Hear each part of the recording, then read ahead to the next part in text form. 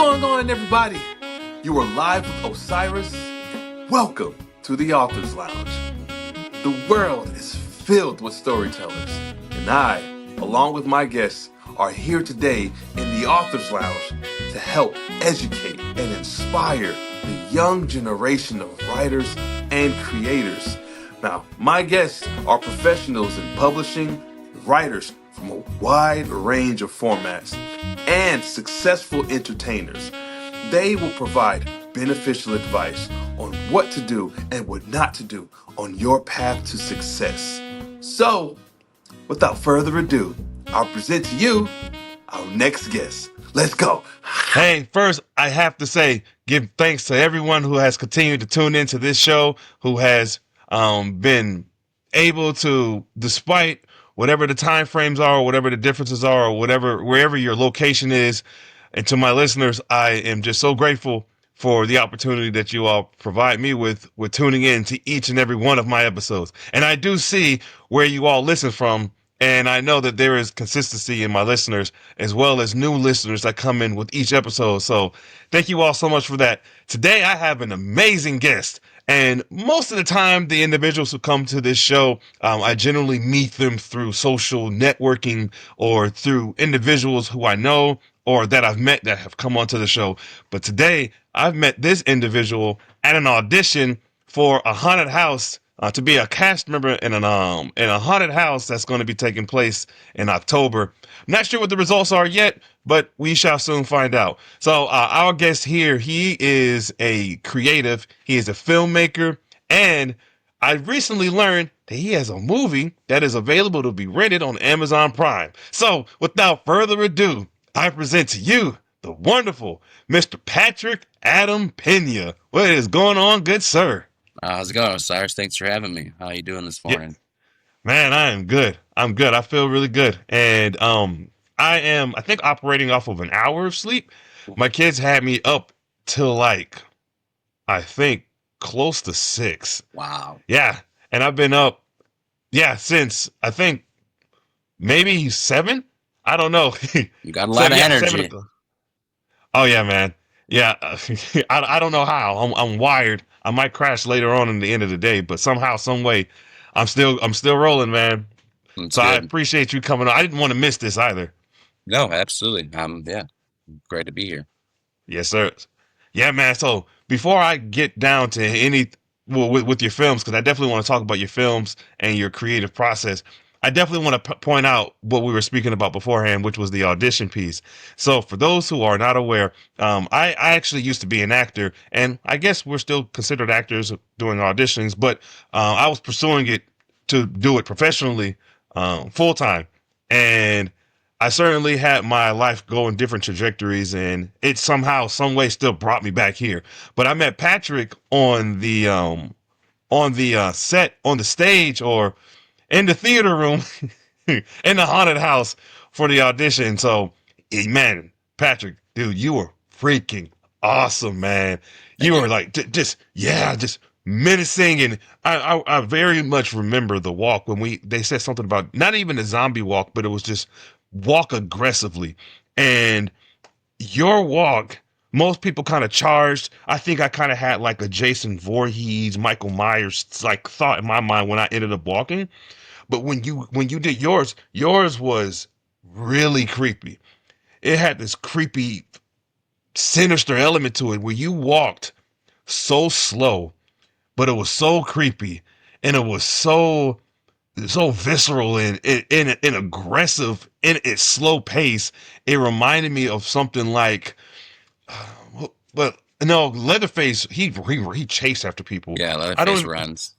Yeah, I guess I would say it was because and Voorhees walks fast aggressively. Hmm. Maybe it was more like Michael Myers if I had to compare it to somebody because Yeah. Michael, his was always slow. Hmm. Yours was just menacing within your eye contact and the way you angled your head, but the way your eyes are up and the way your the beautiful mustache just added to it, and you were wearing all black and the weight of the lights hit your forehead down. It was creepy as hell, man. Awesome. It was awesome, dude. Thank Have you. you been Have you done this before? Was that your first time doing an audition for a haunted house, or It do you is have my- experience?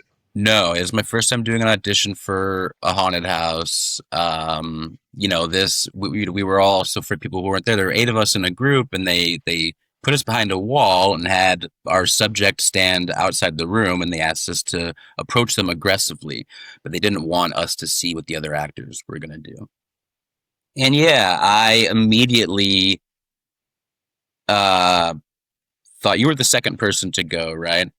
Yes, sir. Yep. I believe the first person, I heard their feet stomping around, and as soon as I heard that, I immediately thought, also, you got to play to your strengths, and that what you're describing is the Kubrick stare, as people call it. And I know that the pronounced eyebrow, I know that I have a strong Kubrick stare, and it's like, that intimidates people. And yeah, so I knew immediately that was what I was going to do. I like the slow walk. A lot of these things are things I haven't necessarily done in a performance, but I have always thought about what these characters would be or how I would do these things. And yeah, I would definitely say Michael Myers, and because aggressive, you think menace, and part of this, and like, this was a female subject. The casting director was a woman, and like aggression, right? Immediately, a lot of people, some of the other people thought like, right,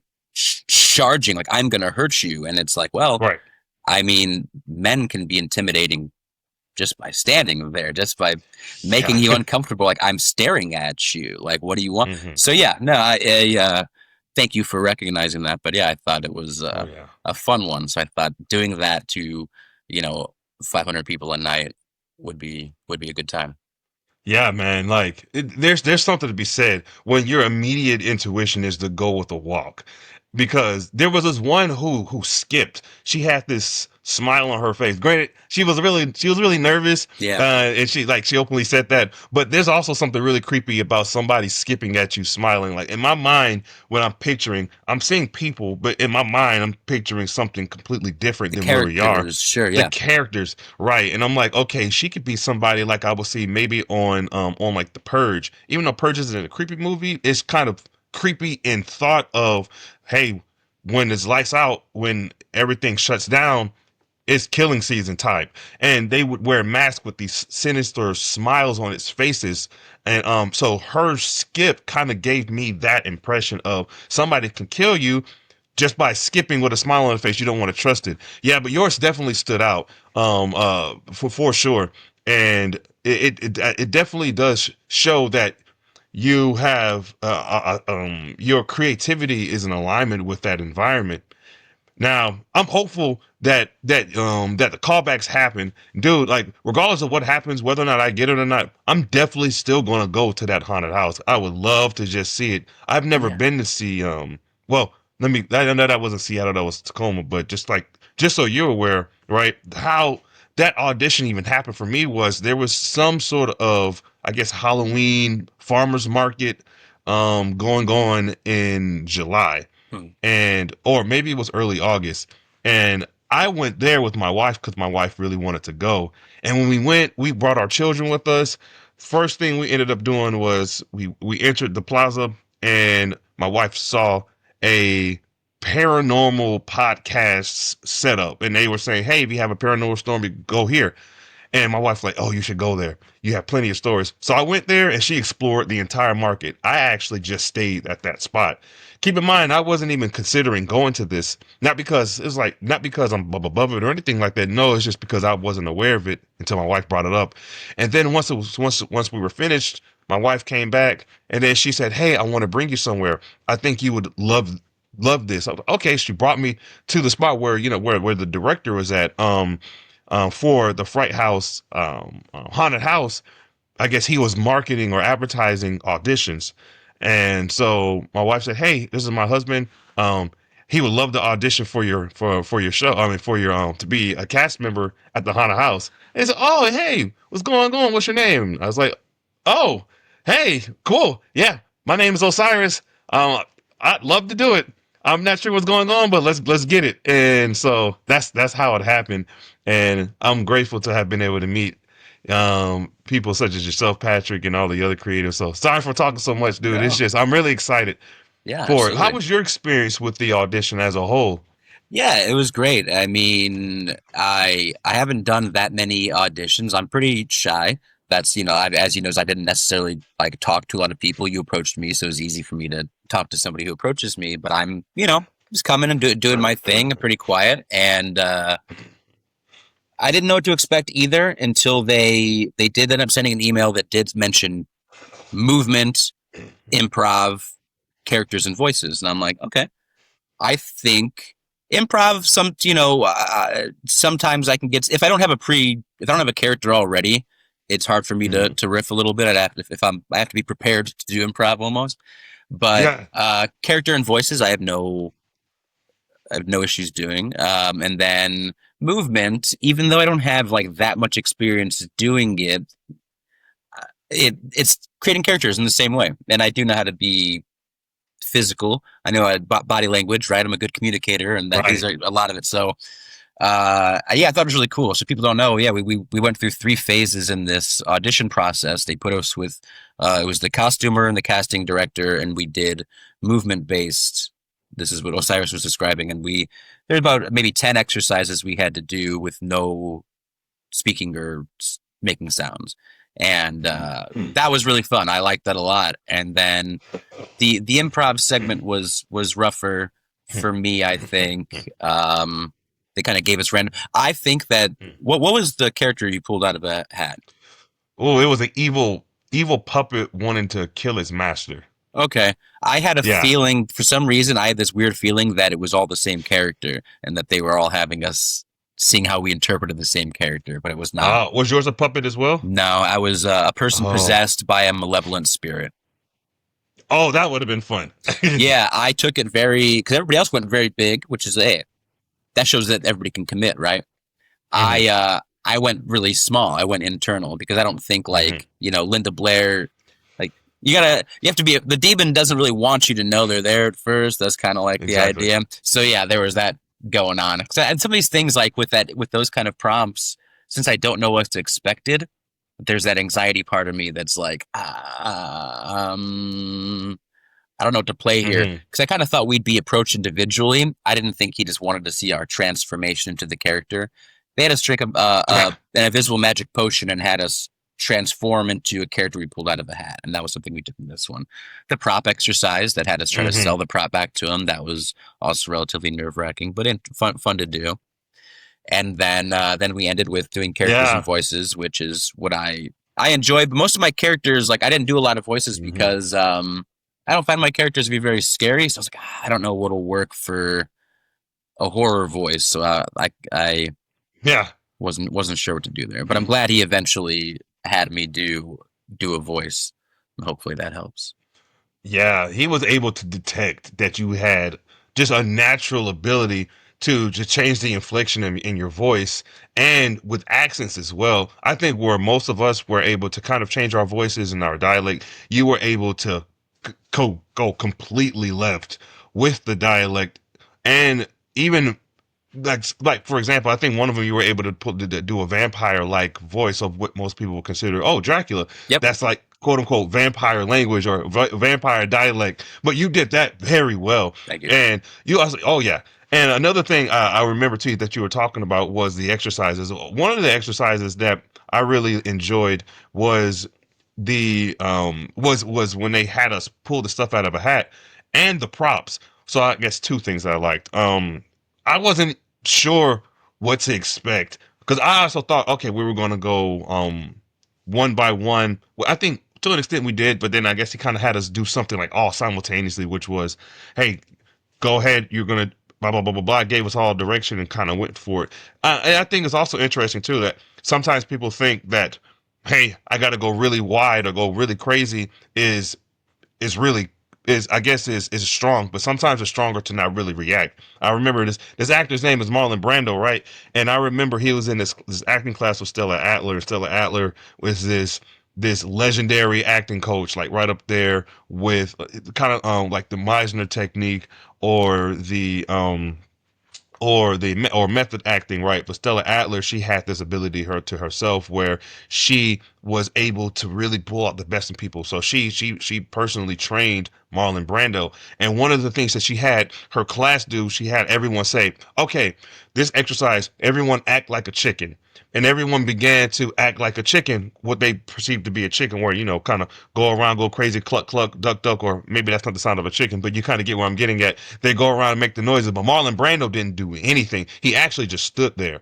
And he was the only one that just stood there. He did nothing but stand there. And that stood out to Stella because she was saying that, interesting.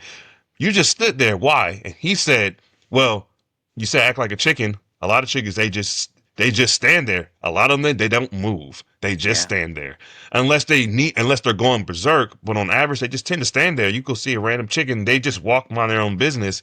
They're not doing anything. And so he was right on the money. So you saying that, hey, you actually play small, to me is actually playing big, because playing big doesn't necessarily mean big. Sometimes taking out the bigger equation and making it small makes it big. So I like that little that piece that you were doing. So No, they man, get it. And that's a great anecdote. The Brando, that's why Brando understood film acting. That's something where I think everybody going big makes a lot of sense. The Eric who runs the show stressed that it's like community theater, and it is. This is an experience type haunt, and you're playing a character to the theme, to the story of the whole show, and the physical commitment that everybody showed, kind of going big. I like that shows that you're willing to go all the way, and that's great. And I think everybody thinks in a haunted house you got to go big, but the thing that he stressed so much is that this is a up close experience, is immersive. So in theater, you play to the back of the house, right? Yep. But you're right in these people's faces, so you could play as small as humanly possible. Film acting, that's immediately what crossed my mind. I'm like, oh man, everybody's gonna think big, but you're right in people's faces. You can still be big, and that's a lot of fun. But man, intimidating, scary, creepy, small. Michael Caine said something similar too. Like, I forgot who it was. He's telling a story of, it was Jack Lemmon working with, I can't even remember who the director was, famous director, and maybe was it Sidney Lumet? I can't remember. And it was does the scene, and he's like, okay, Jack, smaller, again, smaller, And he's like, hey, if I do it any smaller, I'm not going to be doing anything at all. And he said, exactly. And Brando got that too. The camera can see every single thing you do. You don't need to telegraph it at all. And that's hard to know. Most acting training is stage training, which is great, but in some cases that smallness really matters. And I appreciate that. Oh yeah. And I'm looking forward to seeing whatever the results are going to be. And I'm also curious too, based off of that. I know he said something about the callbacks for that come out Monday, be there Saturday. I don't know if there's like a second round of auditions to kind of like weed it out. I'm assuming that would be, well, if it's like anything like other auditions, that would be like the second audition, and I guess after that they have their final selection. But I think the bigger impact is making the impact so much so that they remember who the people are. So if they don't get cast for anything, they remember them for next time. That's what I remember in the business of acting, is that, hey, you may not be right for this part. We may already have an idea of who we want to play this or what they should look like, but you did such a superb job. We'll reach out to you. We won't tell you that we're going to reach out to you. And that's probably the annoying part, is we won't tell you. But if you get a random phone call a year and a half later, that's why. And so for me, I try to keep my ideas open of, you know what? Cool. We did the audition. I had a great time. Let's keep it moving. If I hear back from them, cool. If I don't, then harm, no foul. Because I used to be, when I was going at it for real, I hope they call me. I hope. And there's a long waiting game. You never hear. And dude, how was that with your experience when you were back when you would do some auditions? Yeah. I've only kind of done a few. I'm really a behind the camera guy. I do obviously enjoy performing, but if I ever was pursuing something full time, it's the full creation, the writing, directing, all that stuff. I prefer. I only act in my own things out of necessity, and Look, even there were two people in our group who, the younger girl you mentioned earlier, and there was an older woman, and there was this sense in both of them that, like, mid every performance, I can't do this, or I don't want to do this, or I'm uncomfortable doing this, and I almost wanted to tell both of them that, like, being here is hard enough, right? Yeah. Showing up to an audition is really, really hard, especially for somebody who's maybe not sure that they're a performer, like those two, and like. It's difficult for even somebody who thinks that they want to be professional. Every audition's hard, right? And that's because you don't want to look at the rejection as a reflection of your performance or of you as a performer. And it may not be, right? It can't be. It has to be that you weren't right for that particular role in that moment, or there was somebody who not was better, but was just right for it. Exactly what somebody imagined, and that's okay. And in this case, it's true. There's a theme. There's only so many characters. They may have a guy who does all the exact same stuff that I can do, and he auditioned last week, and then in their mind, they've already written him in, right? And then it's like, oh, we liked you, you're cool, you could do this, but we got nothing for you this year.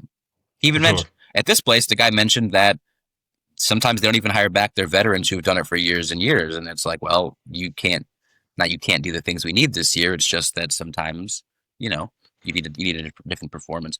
So yeah, the wait's the hard part. And like you said, you kind of have to just not think about it. Almost like the audition was what you did, and that's done. Instead of it, I don't know. It's tough though, because you or I, we're not acting professionals, right? If you're a working professional, then that's a job you're waiting for. That's income that you might be relying on. So yeah, there it kind of depends on what level you're at. There's a difference, but no matter what, that weight is. Am I in? Did they like me? There's always that. Even you don't want it to be that way, but it is. Did they like me? Did I make an impression? Am I, quote, good enough? Is the question that you shouldn't ask yourself, but you're bound to. Oh yeah. No, undoubtedly you will. And I think that's part of the reason why I stepped away from it and I started doing my own things, was because it was, you know what? I'm getting denied so many times that I know what I can offer. I know I can bring my own creative juices to this world. And this was before Netflix was popping off. I'm talking, this is when Blockbuster was still around, and there was gatekeepers to how you can do this. But when that became less of a thing, and I really think 2020, the pandemic, I truly believe that was the renaissance of independent creators and creatives and entrepreneurs to really flourish during that time frame. There have always been, creatives who've done it on their own, and for many years before the pandemic. I just think the pandemic really forced people to be creative. Dang it, you know what? Now we got to do something. I got to figure something out. For me in particular, I had always been a creative, much like yourself. When I was younger, I always had this creative mindset, but it wasn't until 2020. That's when like everything pivoted for me, because I'm actively serving in the military still. But back then I was working on books. I was writing books, and my mind was just focused on writing and creating. And then I got the knack of, I can produce my work. I can create it. I just need to do the research. Now for yourself, because you're also an independent filmmaker, right? And you've even gone a step further than what most people have considered to be, past just, making a film and calling it a day. You've actually gotten yours to Amazon. Now, how was your experience like being a filmmaker? How did that become a thing for you? So I think, the earliest memories are drawing and writing, attempting to draw comic books. Like, the earliest memories are drawing Fat Man comics that were kind of based on Batman, the animated series. Really big Batman fan as like a little kid, early 90s, right? And then so just normal kind of, I want to write and draw, but I was never really good at drawing. And I think I maybe didn't have the attention to learn as a kid, or maybe it's not the right teacher or whatever. So I'd kind of bounce around on things. I draw very flat, cartoonish, and I enjoy that.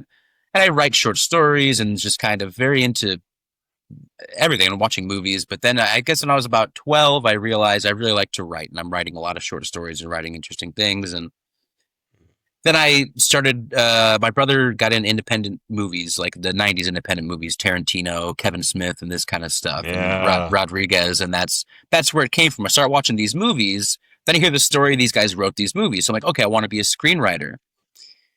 And then we watched From Dusk Till Dawn, which I hadn't heard of it, right? This is probably 2001. And I'd never heard of the movie, so I didn't even know it's a vampire movie. And my brother let me watch it without knowing that, which made it really, really cool to watch. And then Mhm. we watched the making of the movie, which is a documentary called Full Tilt Boogie, and it's the making of Yeah. that movie. And then that was it. I watched that. So like I see like, okay, this is Rodriguez and Tarantino as relatively young men, late 20s maybe. And yeah, like it was new for Tarantino. Yeah, the Titty Twister, he got to see a set that he wrote in a script be brought to life really huge, and they're just having so much fun on the set. And it was a mess too. There was like a sandstorm, there was like a union strike, there's all kinds of stuff, and it just looks like the greatest environment in the world. Like you're Yeah. literally going to a village, everybody going to a place together to create one thing. And if you're the creator, from your mind, it's like, oh my God, to hundreds of people coming together to build something that came from your mind is the most Yeah. unbelievable. How narcissistic is it like to be a director and say like, you should all be doing, because the people and we're in film are the best in the world at what they do too. The other arts, Right. set designers, actors, you did costumes, Hmm. makeup, every single thing, and they're all Yeah. going to come together and use their skills to tell your story. It's unbelievable. So it's like, man, Hmm. that's the best job, best life in the world is living on Yes, set sir. and creating films. So that was it, Hmm. and I've wanted to pursue it ever since. Just writing, shooting, whatever I can, despite Yeah. limitations. Right? Hmm. I love some Quentin Tarantino, man. Oh Quentin yeah. Tarantino Mhm. is that guy, and I'm also particularly a huge fan of the making of movies, television shows. I've watched, behind the scenes of television shows. I'm not as intrigued with television shows as I am with feature films, and maybe because it's the scale of which a feature film is in comparison to a television show. Which, if you're on set, you're on set. The love is still there. The concept and the idea of making the film, that, whether it's for television or if it's for a feature, is ideally the same. But I think it's the scale of a feature film, or that brings it to another level of creativity. And I've had a lot of actors on the show too, right? And a couple of things that you mentioned earlier that it reminded me of. One was some of these individuals, this is their livelihood. This is how they get paid. And so those auditions matter. Each one matters. And I'm not saying these don't matter to us. Like, I don't think we wouldn't have gone out there, right, if it didn't matter. I know that we care for it just as much as a full-time actor would care for it as well. We go out there, we put our heart and souls into these things, and we give them our time. And it is nerve-wracking, even for people who are extroverts like myself. It's nerve-wracking. And I hadn't auditioned in years, man. I hadn't auditioned in years for anything, but it's not like I'm stale, much like yourself. Like, we're not stale in this because we are actively creatives. So I think when I was watching, I was kind of looking around when we had the cards and we had to kind of like get creative with the two different voices and the sentence. And as the director was talking, I saw other people kind of like talking and engaging with him. You were the only one, aside from myself, that was quiet, and I could see you thinking creatively. I don't know if that makes sense, but I can Yeah. just see it. It was like it was. I just caught it, and that tells, not to say that the other ones weren't serious, because they probably already had it in their mind what they were going to do, so they were able. Plus, I think a lot of them had been there before. They Yeah. already had rapport with the director. It was my first time, and it was awesome, man. But I wanted to talk really quick about your movie, the one that's on Amazon. Can you talk a little bit about that? What's it called and what it's about? Yeah, absolutely. Movie's called Microdosing. Hmm. It is about a guy named Ignacio. He's a millennial who's got high anxiety, and his brother suggests that he starts microdosing mushrooms to help with his anxiety. He doesn't Mm. really want to, but then he does. But these mushrooms are not psilocybin. They're not psychedelic mushrooms. They're actually an alien fungus. And then it starts to get kind of weird. It's like a hangout movie. So it starts off, it's like Clerks or Dazed and Confused, but then it kind of turns Hmm. into something really weird like Videodrome or Eraserhead. So Yeah, it's like a hangout movie. It's like a psychedelic hangout movie. that's A little bit of awesome. horror in there. Yeah, I Like, was going to ask too. Yeah. Oh, no problem, man. Thank you for sharing that. And so, I was gonna ask, right? Do you make horror films? Because of how natural you were in that audition, I'm like, there has to be some sort of a horror element in this man. If there isn't, then he may be missing a calling because there's certainly something there. So, do you favor horror a lot? Is that like a genre that you adore? It is. I hesitate to be a horror guy. I think that deep down, I'm a dark comedy guy, a satire guy, and Yeah, and yeah, yeah, and, yeah. and dark thrillers in that way. But horror, Hmm. horror's it's underappreciated by cinephiles. It is the greatest and most versatile genre.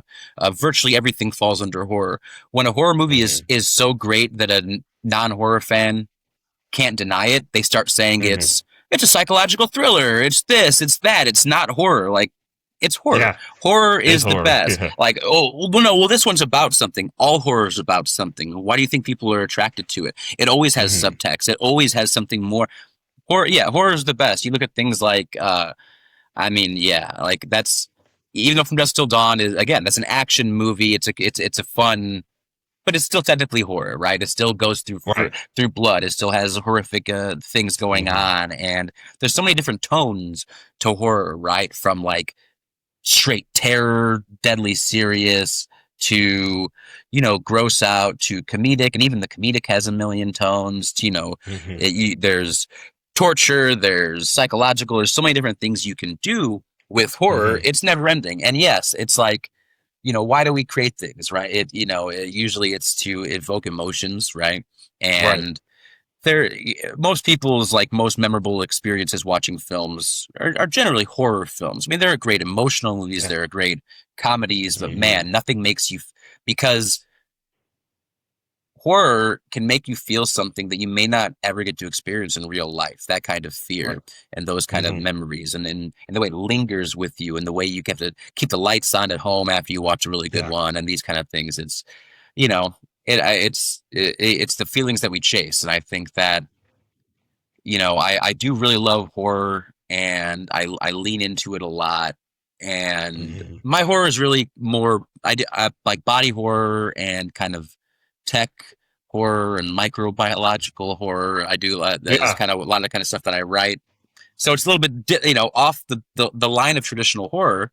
Yeah. But yeah, horror is definitely the greatest, most versatile genre, and I have a deep love for it. Even though I do hesitate to call myself a horror guy, I go to horror conventions. Follow horror. I mean, I do really enjoy the genre. Yeah. Do they have horror conventions around here? Yeah, there's two. There's a long-standing Okay. one in SeaTac called Crypticon, and that's been going on for a long time. Okay. There's a recent one that was created by Okay. these people who are in Puyallup.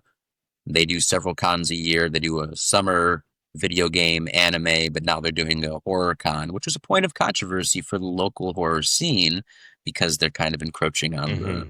Crypticon's thing. So yeah, those are the two. Interesting. Yes, it's a little I'd drama love to there. attend some of those, man. Oh yeah, Yeah. October No, I'd love to 24th, attend some of those. 26th in Puyallup, Okay. the fairgrounds. That sounds like that'd be a lot of fun. And when you were talking about the horror, you reminded me too. And I don't know how, but somehow, some way, this was a thing. So in one of my college classes that I took, actually about a month and a half ago, one week there was a focus on there. I don't know. There was some data analytics that we needed to look up and pick a topic based off of this variety of what we had. And I don't know how, out of like the hundreds, that I somehow saw film being one of the topics. And so I clicked on film, and it dealt with the what ran the market starting from the 80s up to the 2020s. It wasn't up to 2025, so I think it stopped at 24. But in the 2000s to the 2010s, it was, and I might be wrong, please don't quote me, it could have been the 2010s to the 2020s, but I'm pretty sure it was the 2000s to the 2010s that it was dominated by horror. it was dominated by that genre. Just everything was heavily like millions and millions and millions. I think combined billions of dollars when they accumulate all the horror. And that's where people's minds were at. And it makes a lot of sense because even when you think of video games, Resident Evils and Silent Hills, and a lot of some of the creepy games that were coming out to coincide with the films that were coming out. And to me, when I think horror, right, and you're absolutely correct, I believe when it comes to like horror, it's like you remember what you felt when you were scared to death watching these films. And what I take right and creatively when I see horror films, I'm like, okay, is this a slasher? That's not really scary to me. The idea of going camping and there's a person out there that might go and slash you, that's creepy to me. But the actual slap, like Jason Voorhees, if you want to be a camper and you grew up watching Jason's movies and you have a natural phobia of going camping because you might get slashed, yeah, that thought translates into reality. Or Freddy Krueger, you go to sleep and he haunts you in your dreams, and nightmares is actually a thing in reality, and he can appear in your dream in reality. And so it's like life can imitate art in that reality, makes you scared. Or Chucky the doll. I was scared to death of Chucky when I was a kid. And on Halloween, we would sometimes go trick or treating, and we would see the Child's Play doll. Dude, just 3 days ago, we went to Spirit Halloween with my kids, and I saw that Child's Play Chucky doll, and I don't know if it made me PTSD, but I got a little scared, man. And I'm like, why? I'm a grown man. So it stays with you. Yeah. So you're right about that it just doesn't go away, but you remember that. You know, and do you like the type of horror movies? And I'm going to pivot after this. So I just want to ask this question. Like, when it comes to horror movies, right? So I think one of the creepiest ones I have ever seen was Sinister. And Sinister to me was creepy because it had like the whole VHS tape recording type. Have you seen that movie, by the way? Yeah, Sinister? Yep. Okay, cool. So like Bagul and his character and the music that went with the VHS tapes and how they moved into the house that was owned by a family who was murdered in that house, but he didn't tell his wife because he wanted to get the authentic feel for the story. But to me, it was just creepy, man, because I don't know, it's something about it that was actually so creepy. And I was working at a movie theater at the time, and I was an usher, and we had to go and walk in and check the movies. Check the auditorium and make sure everything is copacetic, nobody's doing anything they shouldn't do. And I walked into Sinister for the first time. I had never seen a trailer. I didn't know what that movie was. I walked into the auditorium and it was at a super creepy part, and there was nobody in there. And I think I caught it to where it was a scene where, try to remember this one. There was a kid and it was, oh goodness, it was the first one where I think it dealt with the car being set on fire. Like the kid or something. Yeah. And it had like this, I don't know, playful but creepy music, and then it went super dark. And that right there crept me out. And when Bagul's face showed up, it was just movies like that can actually, it's not like a jump scare, but it's a creepy story. So much so that it makes your skin crawl. To me, that's the epitome of horror. Like, what's your experience like with that? Are you one of those, like, Michael Myers, Jason Voorhees, Freddy Krueger, they scare you like that? Or does a story need to be, I guess, emotionally driven to scare you? Or both? Yeah. Yeah, that's what's kind of interesting is like, I think it's difficult to actually scare me with horror. They're like, when I was younger, and I think even now, like like you said, a good slasher movie, I'm not afraid by the idea of a slasher movie necessarily, but for me, what happens, a really good old school slasher will have great stalking sequences and great suspense sequences like that. And that can leave me, I'm watching the movie, I'm not afraid while watching the movie, but then at home, somehow that idea of somebody hiding somewhere is in the back of your mind, right? And those are the kind of things that can linger with me. And I like such a wide variety of horror, right? I grew up watching a lot of when I was a teenager, I liked a lot of it, and I still do, love the splatterfests like Evil Dead 2, and then Peter Jackson stuff like Bad Taste and Brain Dead, and I really love that stuff. That's a slightly lighter tone and is more about like just the fun of special effects violence. And then I'm a huge fan of the George Romero zombie movies, Night of the Living Dead, Dawn of the Dead, and Day of the Dead. Those are huge for me. And those are dramatic films, right? I'm not afraid of the idea of zombies. Am I even afraid of the breakdown of society? But I enjoy watching a good film about it, right? The movie most recently that stuck with me, that actually made me feel like fear genuinely, that I saw in theaters, was Hereditary. And yeah, Oh I, boy. I Oh, think that one. I think what it does so well for me is that, it's a drama first before anything really gets terrifying. And the reason that I think it works, even talking about it, I get goosebumps just imagining that theatrical experience. It took me maybe 2 years to watch the movie again, and it's still very effective. It's, without giving very specific spoilers for the few people who haven't seen it, who would like to watch it, it's very dramatic until it gets to a point that is, shocking and awful. And again, still more in a dramatic sense, horrifying in like an anxiety inducing sense, right? And then when that moment happens, right, we sit in the emotion of that moment for quite a long time. We hang with Toni Collette and having to deal with this for a while. We have to deal with the son for a long time. Like a large chunk of the movie is us wallowing in this sorrow and this grief. And while we're so disarmed by this, everything else starts to happen. It turns into somewhat of a ghost story. It feels, somewhat like a demonic story. It is a demonic story, technically. And by the end of it, the images in the end are essentially like completely removed from reality and story. And the things that we're seeing are like just the Toni Collette in the roots floating. It's like, you can't even, you're man, it's like at this point they've beaten you down so much emotionally that when scary images start hitting, it's like it's almost hard to even register or reconcile with them. And that's like, but it's very clear that all of this is done tactfully and on purpose. It was designed this way. I do like Ari Aster. I don't think his follow-ups have quite had that tightness that movie had, man.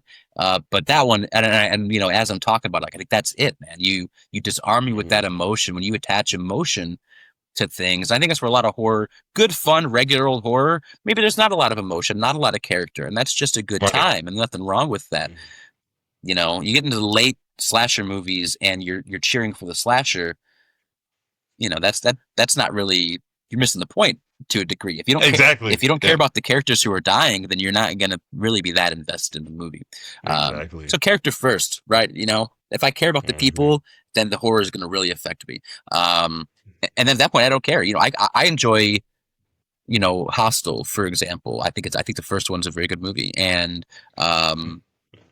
so like, torture or those kind of things, it really depends on the context. I'm not going to watch it just for the sake. I don't care for the Terrifier movies, right? I mean, it's all about tone and it's all about execution. And I can like every style of horror depending on how well I think it's executed. I love Texas Chainsaw Massacre, the original. Just saw it in theaters last week. It's one of my favorite horror movies, and I actually find it quite darkly humorous. I find it very funny, especially from the perspective of the Sawyer family, and I love it. It's like a perfect movie, and it's beautifully shot. It's just so cool. That one, I really think that it's not appreciated to the level. I mean, people think it's a great horror movie, but it's not always considered a great film. But it really, really is. Oh, truly, it's a masterpiece, man. And when they tacked on, based on a true story, into the story, it made it really crazy, creepy, man. And like, you telling me there's a dude out there that's doing this for real? Going out there and taking people's faces off and wearing it for his own? What?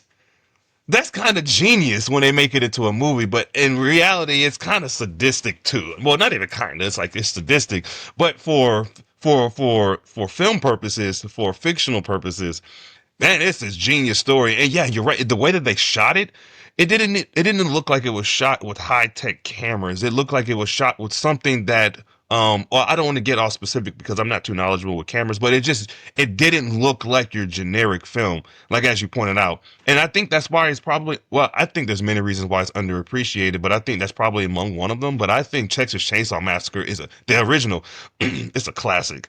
And I loved how the actor played to Leatherface. What was really creepy to me about Leatherface was the fact that in a genre, right, that was built on people like Voorhees and and and Myers and Kruger and even Chucky to an extent, right? I'm sure there's plenty of others. Or when we go with Psycho, right, and or even The Shining, and a lot of their approaches were, I'm gonna kill you, but they're gonna come at you kind of slow, a slow pace. Kruger, he might kind of make you feel like you're running, but most of the time they're not chasing you like full speed. That dude Leatherface is sprinting at you with a chainsaw, bro. Like, there's something crazy about being chased by a guy who seemingly doesn't run out of energy, and he's chasing you with a chainsaw. And so when I go to haunted houses, especially when I was a kid, and I would see people chasing me with like those, artificial chainsaws, it made me think of that movie. And man, I got no words for that. But you got me going, man. Yeah, I'll ask you just a couple more questions real quick Absolutely. because I'm curious about, well, so aside from you actually being a filmmaker, right? When it comes to the story, you had mentioned you wrote the story. What goes into what is your process creatively when it comes to writing a story, right? Do you actually like type out like you're writing a novel and then you translate it into a screenplay, or what does your writing process look like? My process, I'm a big and this is something that maybe people will tell you not to do because I'm a big dialogue writer. And films are visual mediums. They say show don't tell. You try to do this little dialogue. But I like hangout movies. I like getting to know characters through dialogue. That's one of the things I do. So a lot of times, I mean, there's a variety. It depends on what I'm writing. If I'm writing something that's very character based, a lot of times the characters come first, and some of the conversations and dialogue starts to come to me first. If I'm writing something that's idea based, like a lot of my horror is, like, just say microdosing. I might have had the idea that, like, okay, the guy microdoses mushrooms, but it's an alien fungus. Okay, easy, Mm-hmm. simple. So then what happens there, right? And then it's, who is this guy and where did he start? I made it semi autobiographical, like a version of me, kind of a dumber, just so it's easier to draw some things there. I knew I was going to use my brother in this particular movie, so I was like, okay, let me Yeah. write a character who easy for him to play, but different enough to fit the needs of my story, right? Right. So yeah, with the literal technical writing process, if I have my ideas, if I have some characters, I might just start writing notes, handwriting. I like to write by hand when possible. I mean, whatever's fastest, Mm-hmm. right? If my brain's moving really fast, and I can type fast. I could type, 80, 100 words a minute. So sometimes that's a lot better. I can just type from my computer or something. But I do like to write by Mm-hmm. hand. There's definitely something important about Yeah. literally, making something in the real way, and seeing your thoughts on something physical. So characters and Mm-hmm. ideas, I'll start to come up with ideas, themes sometimes for the movie. It'll be about this, it'll be about this. It'll have elements of that or idea of a scene. To the point, at a certain point, you have enough material that you can make an outline. And traditional screenwriting outlines will go on index cards, kind of describe a scene per card. And it can be difficult to do, but Mm-hmm. that's become the process that I do. So you could know, all right, I know scenes. Then you just got to kind of start linking scene to scene. And once you have enough index cards that have enough scenes to tell your whole story, then you kind of go one by one and say, all right, I can start writing the screenplay now. And Mm-hmm. I like to go straight through. If I have ideas for later scenes, I'll write those down and write the ideas down. And I prefer to Mm-hmm. write straight through. But it'd be just as easy when you have your index cards is any scene that you can write that scene and then, Yeah. move on. You can always go back. The hardest thing for me, screenwriting is hard. Screenwriting is very, very difficult. Mm-hmm. I mean, when you're a writer, you write fiction. When you write books, Mm-hmm. you do. Yeah. Yes, sir. Yep, I Yeah. do. Yep, Yeah. I It's, write books, and I've written screenplays too, so I definitely know the difference. It's not easy. yeah, no, writing is hard. And I think that people don't realize that out of everything, writing is probably the hardest thing to do because it's completely alone, you know. Yeah. And until there's something complete, nobody can give you any help or any feedback. And you could try. Right. I have half the story, and people don't. They're not in your head, so they can't tell you where it's going to go. They can't give you opinions, and it's so difficult. I mean, I like the solitude, the working alone, but it's also like, man, you're on that island, and when you're stuck by yourself, and there's nowhere to go. And I don't do things like ChatGPT. I don't do things like using it. It has to come from my brain. It's not going to come from somewhere else. It started from my brain, from my influences, from the environment that I'm in, from my feelings. So it has to continue from there. So it's tough. Writing's hard. And the screenwriting actual format, I'm relatively used to the format because I've been trying to write them for so long. But then it comes down to the rhythm and the pace of a movie and maintaining tone and all these things that, we could write a bunch of scenes down, but can you visualize a film in your head? And I can. But I think one of my weaknesses when writing a film is I want to make the movie right now. I don't want to be writing it. So even during the writing process, I want to get through with it. And I not write quickly, but I write the story fast. I don't take the time to slow down sometimes. I end up with a 70-page screenplay instead of a 90 or 100-page screenplay. And it's like, is this going to be a 90-minute movie? Maybe not. It might be a 60 or 65-minute movie. But that's okay. There's no real rules to the length of things, but traditionally you want to go 80, 100 minutes, something like that. The process is generally, did I start with characters? Did I start with ideas? And then you outline on index cards and then try to write from there is generally the process. Oh, I love it, man. I love it. And the writing by hand, I think, never gets old. And I forgot who I heard this from. I don't know if it was Neil Gaiman or Neil Gaiman. I think it's Neil Gaiman. I think Neil it's Gaiman. Yeah, I don't know if it was Neil Gaiman who said this or if it was Quentin Tarantino, because I believe both of them, I know one's a screenwriter and the other one's an author, but one writes like they're an author. I guess it pretty much more or less kind of works in the same. But one of them said that writing by hand kind of, I don't know, it does something with your brain. And I went and fact checked this as well. It seemed to be true that the dexterity and something that each word registers has more meaning, but I guess that's subjective as well. I guess it's just sometimes it might work to the advantage of the writer if they write their thoughts out by hand versus like on their cell phone or on a keyboard, and it may be able to maybe write a rough draft. Me myself, I've done both. I've written like stories or portions of a story on paper, and then I'll put it on my computer. I'll like copy it and put it on the computer, and then I'll finish the story off the computer. Or I've written whole children's stories, at least not novels, but at least children's stories. I've written it in its entirety on paper, and it's ironic because when I've done that, it seems like the story has more meaning than the ones that I've typed just by paper. Actually, in fact, now that I think about it, every last one of my children's stories I've written by hand, and like my poetry, I've like written it on my phone or on my computer. And I mean, the poetry is still powerful too. But the ones that I've written by hand seem to have more meaning because it's coming from a place where like each word I'm forming each word and I'm forming the world as I'm creating it. Yeah, and absolutely.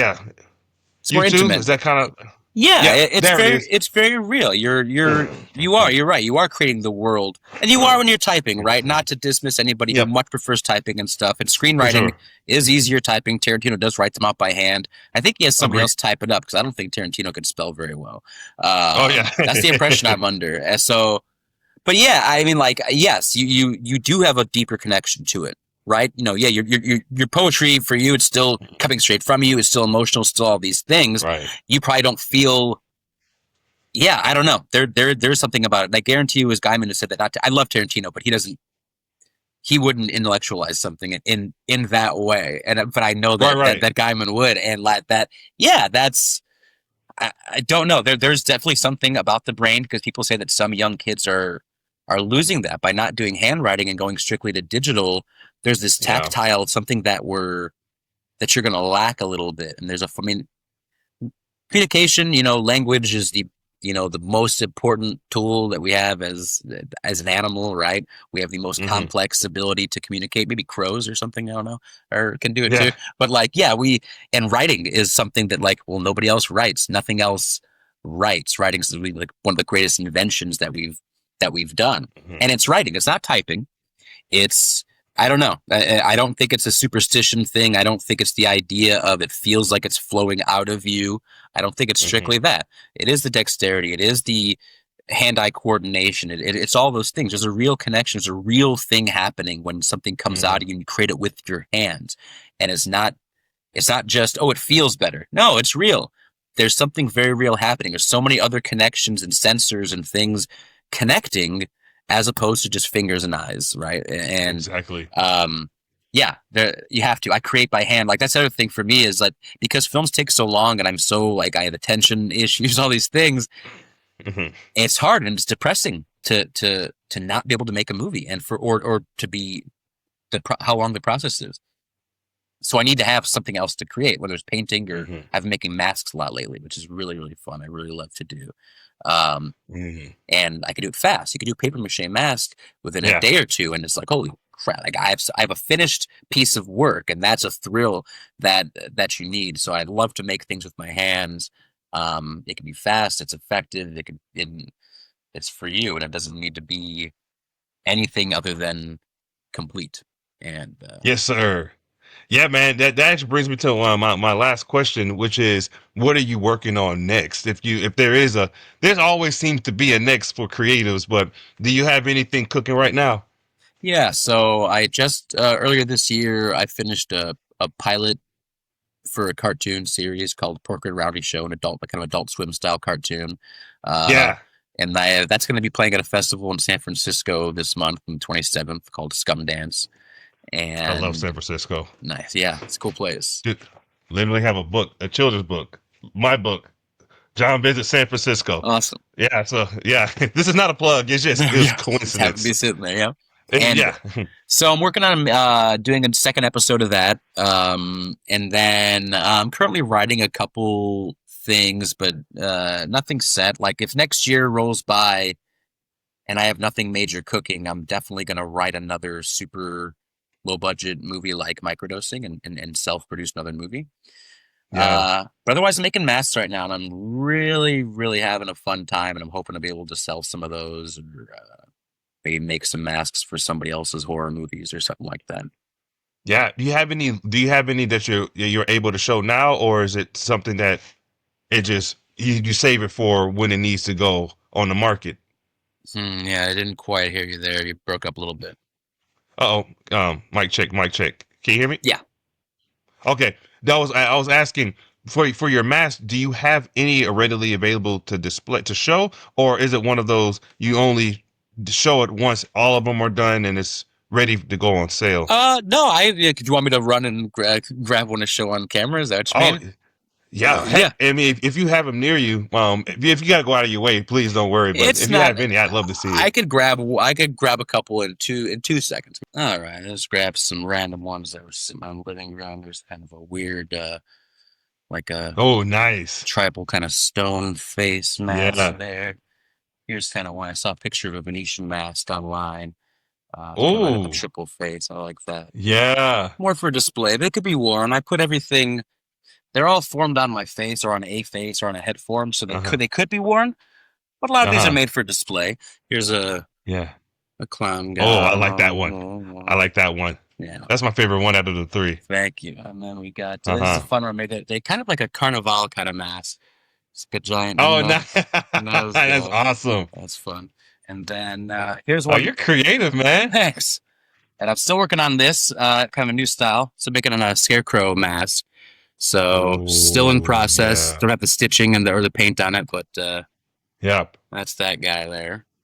Oh, this is your time of year. This is your time of year. Yeah. Yes, sir. So I'm hoping to sell some masks this year. I got into an art show on the 20th in Seattle, so I'm gonna hang a couple masks there and a painting and see if anybody bites. But yeah. Yeah, man. I hope so. Is this your first time doing this? Is this your first time doing this with mask, or are you returning to doing this? Yeah, I mean, I guess I'm returning to a degree. Like when I was young, I've dabbled in everything that I can, right? I've made puppets, I've made masks and things like that. When I was a teenager, I made a couple luchador masks and made some things. So I've done it to an extent, but I guess this is pretty new. Last few weeks, I've been just working on paper mache, and I'm like, I can make something fast, and I really like this, and it's relatively cheap, and I've made like 20 masks this month, and just like, I don't know what to do with these. I guess I gotta sell masks, so hopefully I can. That's awesome, man. Well, dude, hey, I'm going to go ahead and close everything out, but before I let you go, any closing remarks? No, yeah, it's been great. Thanks for having me on. You can find me everywhere as Lucha Style Studios. Definitely in the Tacoma, Seattle area. So look for me at fests and cons and check me out online. Yes, sir. I'll make sure to link your information, your social media handles and the website as well in the description of this episode, both on the audio only version of it and the video that I have posted on YouTube and throughout social media. So, man, Patrick, dude, it's been a pleasure, and it has been an honor, man, to be able to even watch you work and to learn from you and to just sit back and talk creatively, man. And most of the time when I meet individuals from the show, it's through social experiences such as what we're doing right now, but being able to actually get out there and meet people in person and talk to them and connect, it's such a joy, and I greatly appreciate your time, and I'm looking forward to staying in touch with you, and hoping to hear some good news later today, especially for yourself. And man, just keep me posted. And hey, that's all I got for you all, everyone. Thank you all for sticking through the 60-minute special. Then it's been wonderful, man. And hey, that's all I got. Thank you all so much for taking the time out of your day to tune in to today's episode. You're live with Osiris and Patrick and Adam Peña. And that's all I got. You all take care, and I'll see you next time.